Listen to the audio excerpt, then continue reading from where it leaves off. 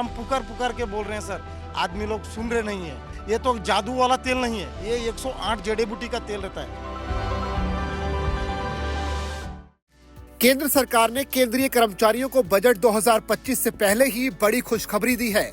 दरअसल मोदी सरकार ने 8वें वेतन आयोग को मंजूरी दे दी है।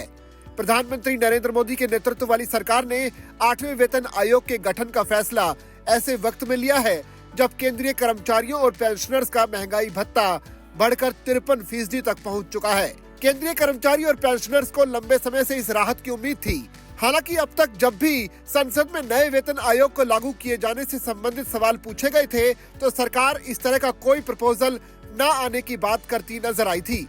लेकिन अब अचानक सरकार ने 8वां वेतन आयोग लागू करने के लिए रास्ता साफ करते हुए केंद्रीय कर्मचारियों को तोहफा दिया है। गुरुवार को केंद्रीय सूचना एवं प्रसारण मंत्री अश्विनी वैष्णव ने पीएम नरेंद्र मोदी की अध्यक्षता में हुई केंद्रीय मंत्रिमंडल की बैठक में लिए गए फैसलों के बारे में बताया।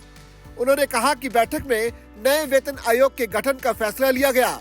इस आयोग को अगले साल यानी 2026 तक अपनी रिपोर्ट सौंपनी होगी। आगे की प्रक्रिया की बात करें तो 8वें वेतन आयोग को केंद्रीय मंत्रिमंडल की मंजूरी मिलने के बाद अब राज्य सरकारों पीएसयू से कंसल्ट किया जाएगा। इसके साथ ही 8th पे कमीशन के अध्यक्ष और 2 सदस्यों के नाम भी जल्द ऐलान किए जाएंगे। वेतन आयोग से जुड़े इतिहास पर गौर करें तो ये हर 10 साल में बदलते हैं। 7वें वेतन आयोग से पहले 4थे, 5वें और 6ठे वेतन आयोगों का कार्यकाल समान रूप से 10 साल का था।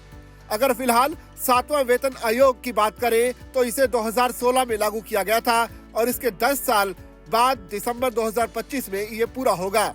लेकिन पहले से ही सरकार ने बड़ा फैसला लेते हुए 8वां वेतन आयोग गठन किए जाने को हरी झंडी दिखा दी है। 8th पे कमीशन लागू किए जाने के बाद केंद्रीय कर्मचारियों की सैलरी में बम्पर इजाफा देखने को मिल सकता है। रिपोर्ट्स की माने तो इसके तहत फिटमेंट फैक्टर कम से कम 2.86 तय किया जा सकता है।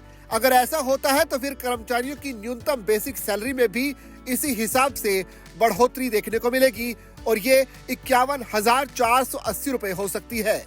गौरतलब है कि फिलहाल मिनिमम बेसिक सैलरी 18,000 रुपए है। इसके साथ ही इसी हिसाब से पेंशनर्स को भी लाभ मिलेगा और उनकी मिनिमम पेंशन फिलहाल के 9,000 रुपए से बढ़कर 25,740 रुपए हो सकती है। गौरतलब है कि केंद्रीय कर्मचारियों के वेतन को तय करने में इसी फिटमेंट फैक्टर का सबसे अहम रोल होता है। अगर 7वें वेतन आयोग की कैलकुलेशन पर गौर करें तो कर्मचारियों को मिलने वाला कुल वेतन उन्हें मिलने वाले भत्तों के अलावा बेसिक सैलरी और फिटमेंट फैक्टर के आधार पर तय किया जाता है। जब 6ठे वेतन आयोग की जगह 7वें वेतन आयोग की सिफारिशें नरेंद्र मोदी के नेतृत्व वाली सरकार द्वारा जनवरी 2016 से लागू की गई थी तो इसके बाद सरकारी कर्मचारियों के वेतन में बड़ी बढ़ोतरी देखने को मिली थी। 7वें वेतन आयोग के तहत 2.57 का फिटमेंट फैक्टर लागू किया गया था, जिसके परिणाम स्वरूप केंद्र सरकार के कर्मचारियों और पेंशन भोगियों के मूल वेतन में करीब 2.5 गुना से ज्यादा का इजाफा हुआ था। ये उनके मूल वेतन में 2.57% की वृद्धि के बराबर था। इसके विपरीत पिछले वेतन आयोग में फिटमेंट फैक्टर 1.86 था, जिससे सरकारी कर्मचारियों के मूल वेतन में 1.86% की वृद्धि हुई।